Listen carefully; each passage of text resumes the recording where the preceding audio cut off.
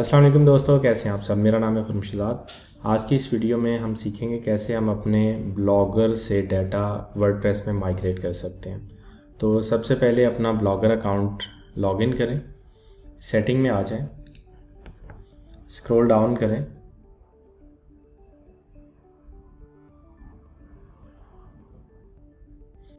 यहाँ पे manage blog के अंदर बैकअप कंटेंट की ऑप्शन आ रही है, इस पर क्लिक करें, फाइल को डाउनलोड कर लें।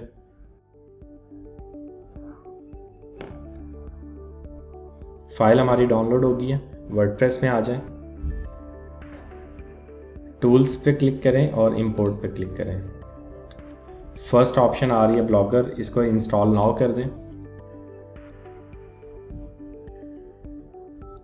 रन इंपोर्टर पे क्लिक करें और जो फाइल आपने डाउनलोड की है उसको सिलेक्ट कर लें।